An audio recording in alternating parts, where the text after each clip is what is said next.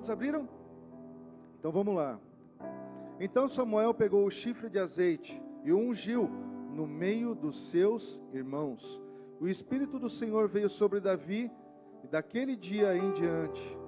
Então Samuel se levantou e foi para Ramá. Somente essa parte. Podem se assentar. Então,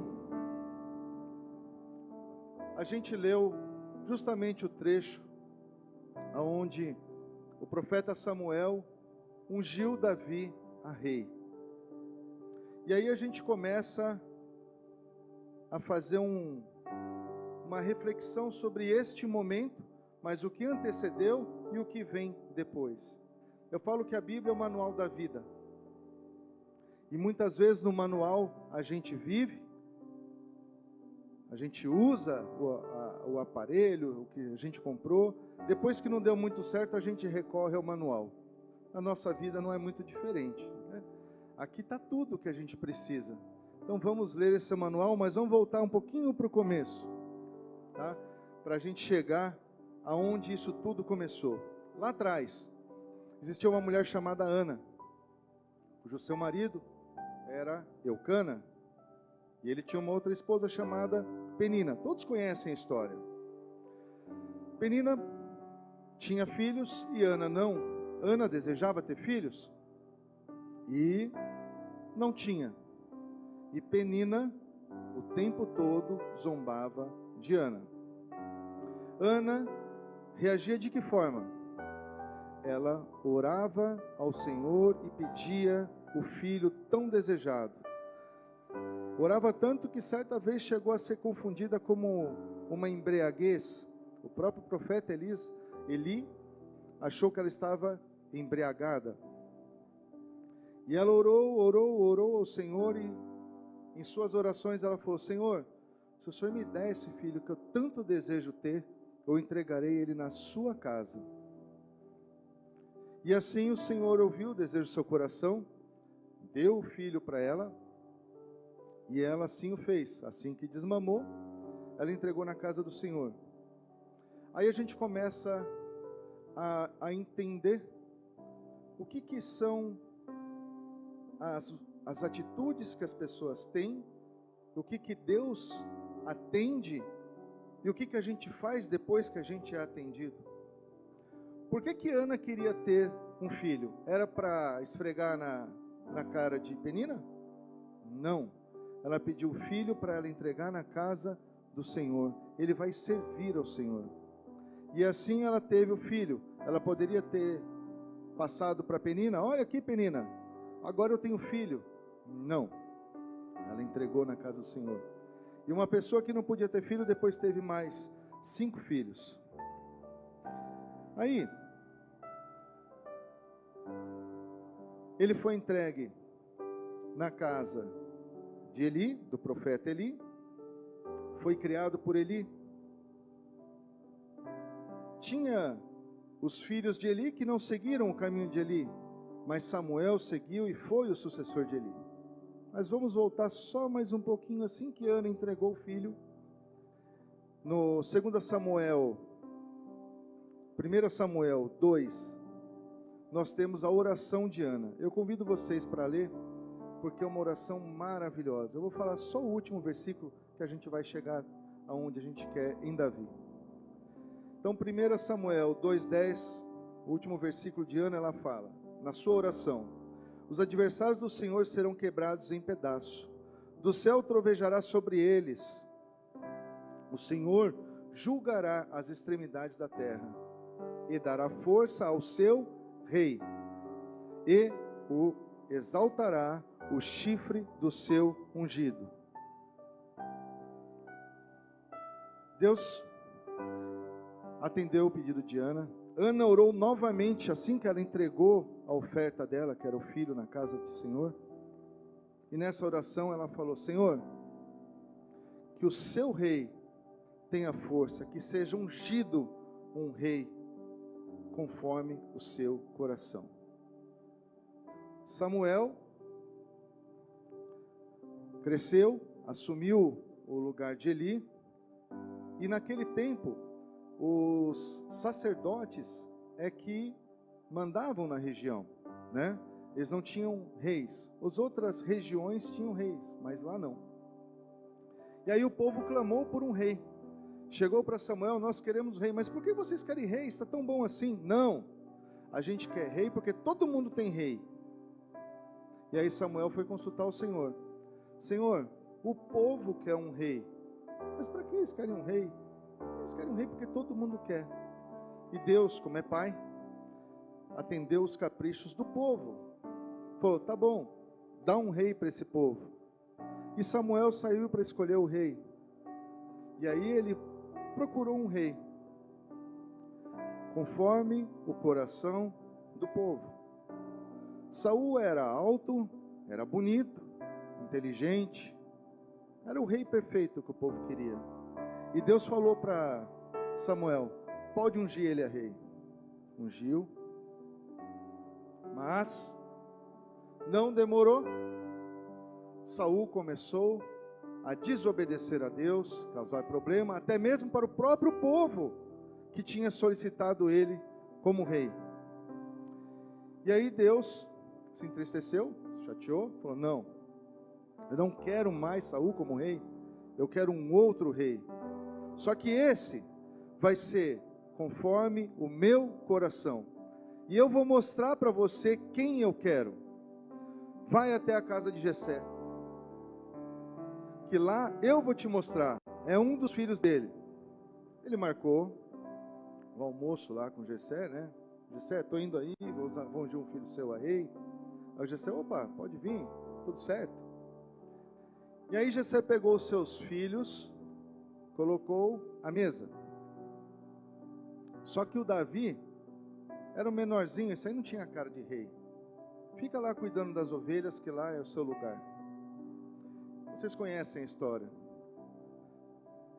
Quando chegou lá: Senhor, é este? Não, não é esse. Senhor, é esse? Não, não é esse. Mas esse aqui é bonitão, esse aqui é forte, é soldado, valente. Esse aqui? Não, não é esse aqui. O Senhor falou para Davi, para Samuel: tem outro filho. Samuel pergunta para Jessé, Jessé fala: sim, tem o Davi está lá fora, cuidando das ovelhas, então manda buscar. Aí a gente começa a entender por que Davi foi escolhido e por que ele era segundo o coração de Deus. Quando ele voltou, ele foi chamado, que ele entrou, ele foi imediatamente ungido a rei. E ele foi ungido na frente dos seus irmãos. Se sou eu ou se é você, a nossa tendência natural é: me deixaram para fora do almoço com o profeta, porque um deles aí ia ser ungido a rei. Agora, me chamou, vocês vão ter que me engolir agora. É ser humano, é natural. Mas Davi não. Por isso que Deus via algo especial nele. E quando acaba o versículo, o profeta Samuel voltou para Ramá e o Davi voltou a cuidar das ovelhas. E muitas vezes a gente recebe profecia: você será pastor. Então não cuido mais dos carros. Então não ajudo mais no banheiro. Você será um grande juiz. Eu não vou mais falar com aquele pessoal ali que são de outra classe. A gente tem que receber as profecias que Deus tem na nossa vida, as promessas que Deus tem na nossa vida, e continuar levando a mesma vida. É assim que Deus se agrada. Foi aí que Deus se agradou de Davi. E aí, Deus prepara o caminho para a gente. Quando a gente confia nele e faz o que tem que ser feito. Não demorou muito. Saul foi perturbado por um espírito mau e só se acalmava quando ouvia o som de harpa. Davi foi chamado, porque ele sabia, ele tinha dons, Deus nos dá os dons. Ele foi chamado para tocar harpa. Aonde? Para Saul. E aí ele poderia chegar lá e falar assim: bom, eu já fui ungido pelo profeta Samuel, eu sei que eu vou ser rei, eu sou o dono desse negócio aqui. Saul, cai fora, você está perturbado, cai fora, eu mando aqui. Não, tocou a harpa quantas vezes foi solicitado.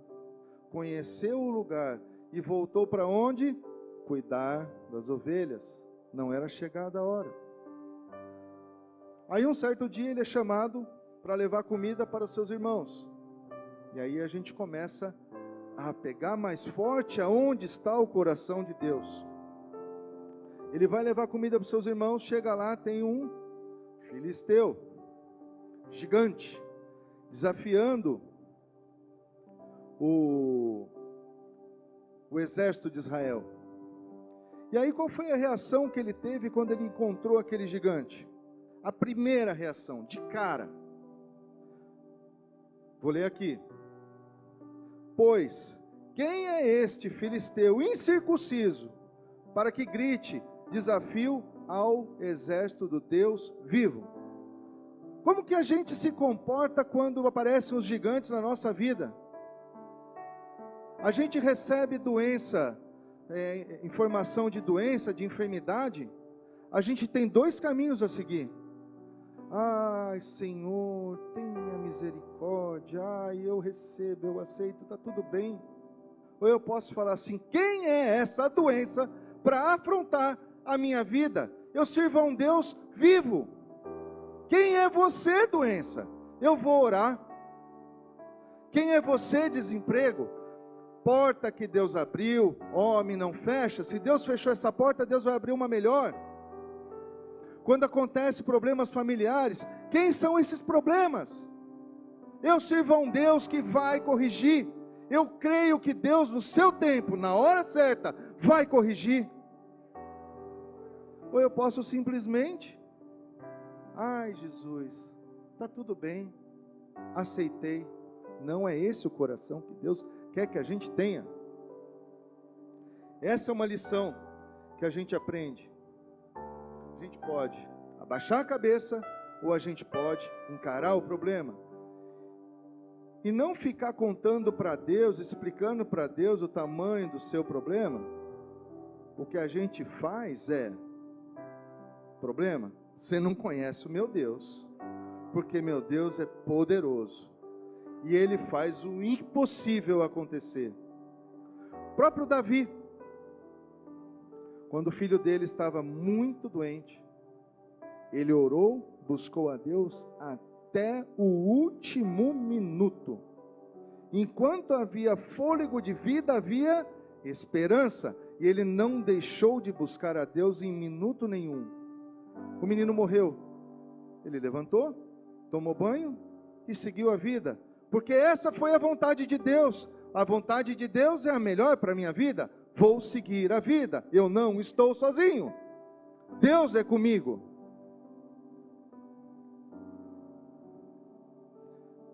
E Davi mata aquele gigante.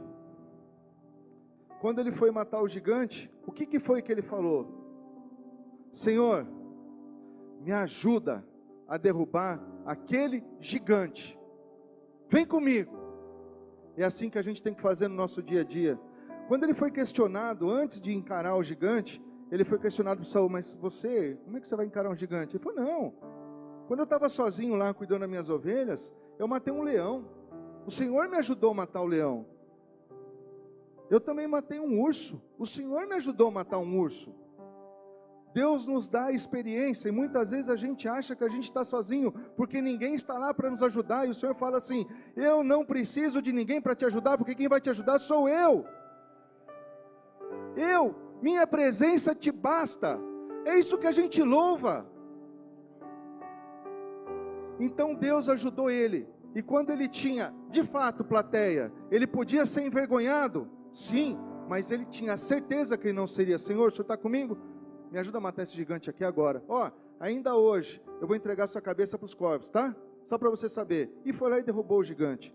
Ganhou os prêmios que eram oferecidos para quem derrubasse o gigante. Virou o chefe do exército de Israel. Grandes vitórias, grandes conquistas ele teve. E isso despertou o quê? Porque o Senhor era com ele. Despertou inveja. A inveja de quem? Do rei. Muitas vezes nós somos abençoados, nós fazemos diferença no local onde estamos, e por isso levantamos a inveja das pessoas. Muitas vezes pode ser seu próprio chefe. No caso dele era o rei. E aí nós temos dois caminhos a seguir, também seguindo no coração de Deus. Ele teve a oportunidade de matar Saul, por 2 vezes. Uma delas, ele cortou a túnica de Saul, a capa de Saul, e mostrou: Saul, por que você me persegue? Para de me perseguir, eu já tive chance de te matar e não te matei. Mas ele não o fez. Muitas vezes as pessoas que nos perseguem, que nos invejam, que querem nosso mal, são apresentadas à nossa frente oportunidades de dar o revide, de fazer algo de mal. Se é na empresa, você pode lesar a empresa de alguma forma. Se é uma pessoa, você pode lesar a pessoa de alguma forma, porque ela te atentou, ela te afrontou. E o que Deus quer que nós façamos? Exatamente nada, porque Ele se encarrega. Nós não fazemos justiça com a nossa própria mão. Então, quando as pessoas vierem até nós com inveja, com afronta, ok, Senhor, cuida dele, não vai ser comigo a vingança, não sou eu que vou fazer, é o Senhor que cuida dessa pessoa. E a gente simplesmente ora e entrega na mão de Deus. E aí, continuando, Saul morreu por si mesmo, né? Ele foi morto. E Davi finalmente assumiu o reino. Foi um rei muito amado, mas não foi perfeito. Ele não tinha um talento muito bom como pai, não foi um bom pai. Ele cometeu o deslize, que aquilo também não foi o que Deus se agradou. Pediu perdão, foi perdoado, buscou, mas ainda não era o que Deus queria mostrar para o povo, para nós, para a humanidade. E aí Deus falou: olha, é possível passar por uma terra e viver uma vida plena, sem mancha, sem mácula. E enviou o seu próprio filho Jesus. Esse sim, veio, passou pela terra, pagou os nossos pecados e não cometeu pecado nenhum.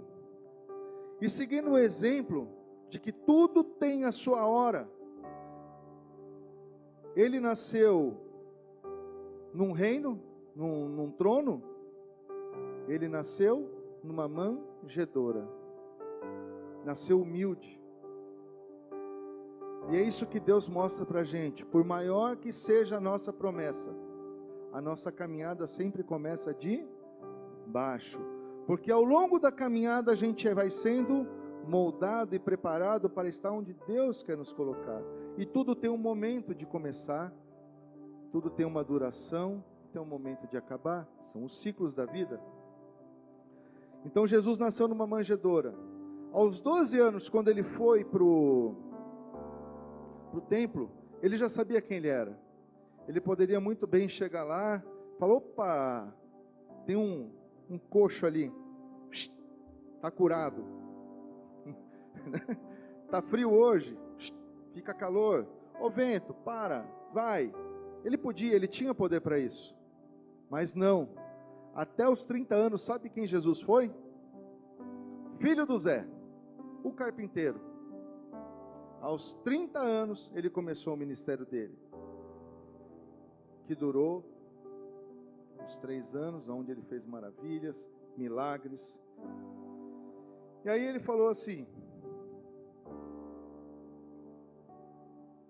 eu vou subir ao Pai, e vou deixar o Consolador, e um dia eu voltarei. O Espírito que habita em mim hoje, habitará em você. Tudo que pedir em meu nome, eu farei. Eu sou o caminho, a verdade e a vida. Ninguém vem ao Pai a não ser por mim. Por isso que quando nós oramos, tudo nós falamos em nome de Jesus. Então naquele tempo a gente tinha, no tempo de Ana, no tempo de Samuel, Davi, você tinha que recorrer a um sacerdote para ter acesso ao Pai. Jesus veio e falou assim: olha, eu vou deixar o mesmo coração que eu tenho para você. E tudo que você quiser falar com meu Pai, passou por mim aqui, ligação direta. Tudo que será ligado na terra será ligado no céu. E aí, a gente começa a fazer a seguinte pergunta: se Deus enviou Jesus, que passou pela terra, viveu uma vida plena, deixou o coração dele, o Espírito Santo, para que habite em nós, por que que eu sofro hoje? Por que que hoje eu recebo notícia ruim e me aflijo? Sendo que eu tenho a certeza que Jesus falou, está aqui, através dele nós vamos vencer o gigante. Aqui em João 14, 12 a 18. Na verdade, vos digo que aquele que crê em mim também fará obras que eu faço, e as fará maiores do que estas, porque eu vou ao Pai, e tudo quanto pedires em meu nome, eu o farei, para que o Pai seja glorificado no Filho. Se pedires alguma coisa em meu nome, eu o farei. Se me amares, guardais os meus mandamentos, eu rogarei ao Pai, e ele vos dará outro Consolador, para que fique convosco para sempre. O Espírito da verdade, que o mundo não pode receber, porque não o vê e nem o conhece, mas vós o conhecei, porque habita convosco, estará em vós. E aí eu dou um exemplo. Conheço uma família onde tem duas situações de enfermidade. Uma situação de enfermidade, onde a pessoa está grave, e a pessoa está feliz. E aí eu sou questionado assim: como que ele está com aquele negócio da quimioterapia, né? Tomando quimioterapia, sentindo dor, e toda vez que eu falo com ele, ele está feliz. Não entendo. Eu não entendo. Ele é louco. E na mesma família tem uma outra situação onde recebeu um diagnóstico e a pessoa está bem. Não foi nada ainda. Está tudo bem. E é como se já tivesse morrido. Já está vendo qual é o caixão que vai comprar. Mas a pessoa está bem. Qual lado nós vivemos? Por qualquer que for a dificuldade que nós passamos, seja qual for o problema que nós temos, quando estamos com Jesus não tem problema, porque se Jesus está conosco, a vitória é certa.